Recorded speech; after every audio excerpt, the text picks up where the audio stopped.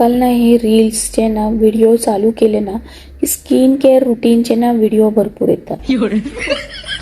नाही म्हणजे तुम्ही मला सांगा, आधी बेसन लावलं तरी आपलं थोबाड चांगलं दिसत होतं.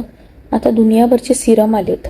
क्रीम झाली की ती लावा, ती क्रीम झाली की ही क्रीम लावा, काही फरक नाही पडत.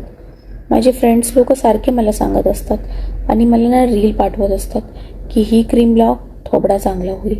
काही होत नाही. मला पण बोलतात थोबड्यामध्ये काही ना काहीतरी चेंजेस आलेत.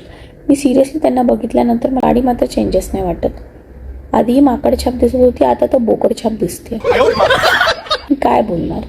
आणि ज्या पोरी आहे ना ऑलरेडी लहानपणापासून गोऱ्या असतात ना, मला फक्त त्याच पोरी हे स्किन केअरचे रुटीनचे व्हिडिओ बनवत असतात.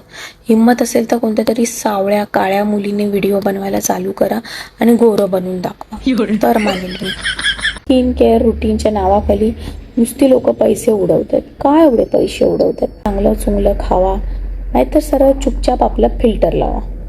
काही नसतं हे स्किन केअर रुटीन वगैरे. घरातलं बेसन घ्या आणि थोबड्याला थापा, ठीक आहे. आणि कॉफीचं तर बंदच करा.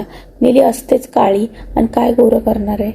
नुसतं उल्लू बनवायची लक्षणं आहेत, सिरियसली सांगते. आणि तुमच्याकडे जास्त पैसा झाला असेल ना, माझ्या अकाउंटमध्ये येऊन फेकून मारा, तो वाया नका घालू खरंच.